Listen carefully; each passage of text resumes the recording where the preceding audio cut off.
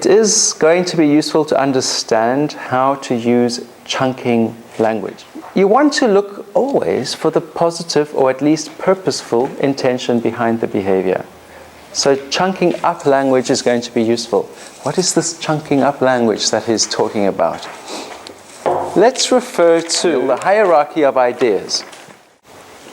So the hierarchy of ideas is an explanation for two opposite ends of a continuum.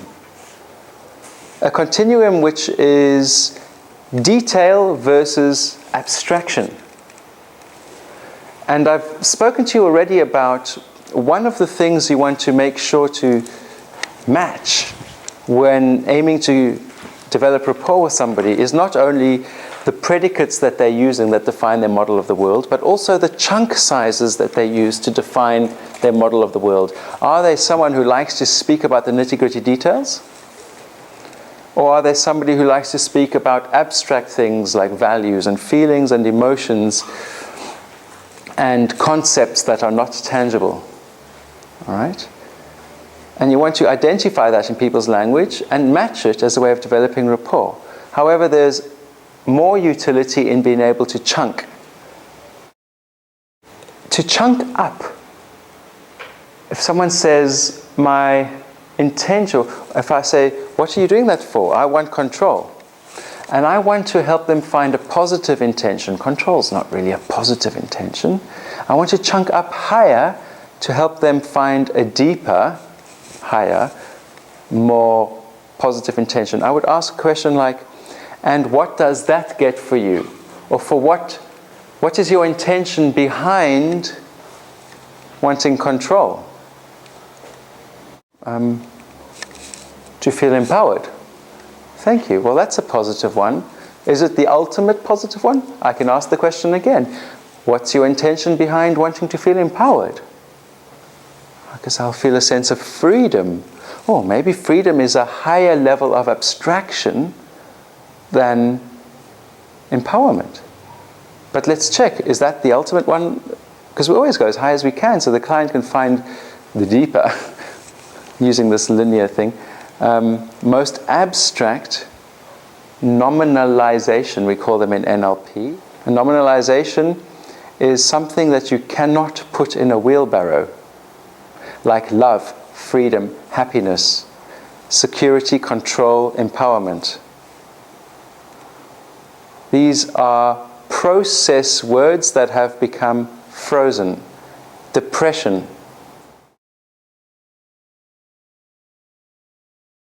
We're always chunking up to get the highest intention, and I ask my client, what's the highest intention behind control? And maybe we've got to freedom. And if I ask the question again, and then they go into beyond words, they can't answer. You've gone as high as you can.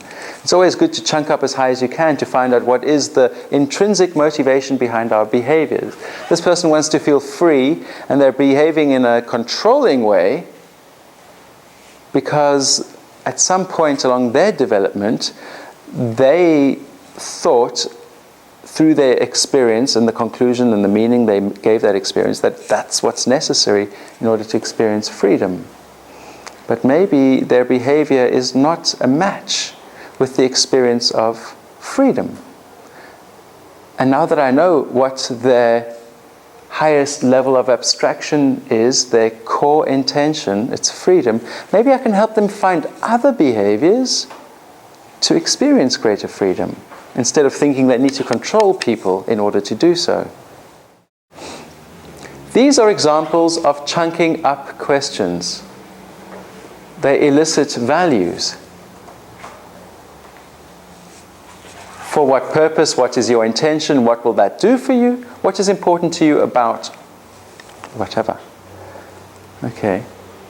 Chunking down questions is getting into the details. And by the way, chunking up, we can also use abstract language. We'll get to the Milton model tomorrow. That's language that doesn't make sense, that is designed to elicit a trance-like state where we go into beyond words. Beyond words is a resource state where we aren't thinking along our normal rational linear processes.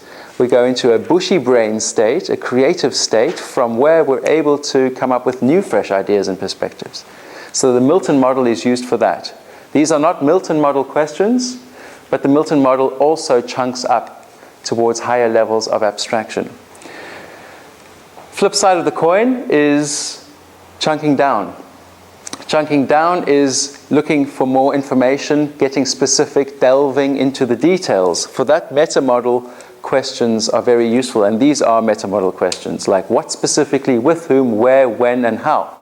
Have a look at that page, because what you see there is an example of parts, where right at the top you've got life, and if you chunk down on life, can we all agree that evolution is an aspect of life, knowledge is an aspect of evolution, communication technology is a subset of knowledge, and then, for example, you might get radio, television, and email, which can go into two subsets.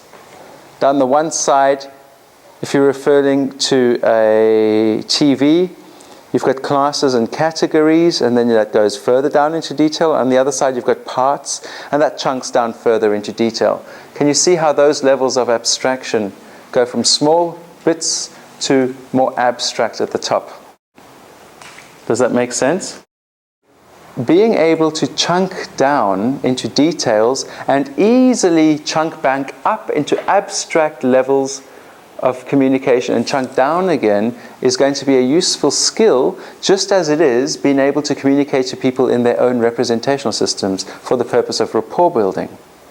It's also going to be a useful skill for when your client is such an abstract and aloof and artistic thinker that they cannot ground their ideas and make them practical and useful here on the ground. In which case you want to chunk down on their grandiose ideas to help them make things tangible and practical. Somebody who's stuck in the details cannot get out of the details to access creative thought, and they're groveling around, so to speak, with nitty-gritties, but they're unable to chunk themselves up to greater levels of abstraction in order to see what's ahead. So you might use chunking up language to assist those folks. The negotiation model in NLP, the structure of effective negotiation, do you know what that is? Start at the highest level of abstraction where you agree. We both want greater fulfillment out of this agreement, do we not? Yes. We agree that we both want to be more fulfilled. Okay, so the next chunk down is to each provide a service. Do we agree that we're each going to provide a service? Yes. Okay, the next chunk down is, I will do this for you, you do that for me. Are we still in agreement? Yes, great, we're agreeing. Let's continue with business.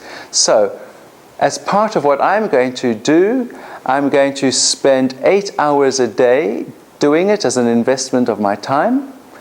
And the other person says, no, I can't invest 8 hours per day. I have another business that I need to take care of. I can only dedicate 4 hours a day as an investment of my time into the project. And suddenly we're no longer agreeing.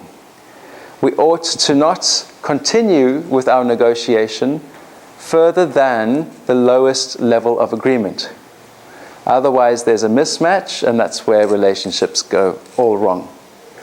So in a negotiation, the NLP negotiation frame is to find the level of abstraction, the common interest, and to only chunk down as far as we both maintain agreement, and no lower than that. If we cannot continue to do business together on the level where we've got our last agreement, it's best that we don't do business together.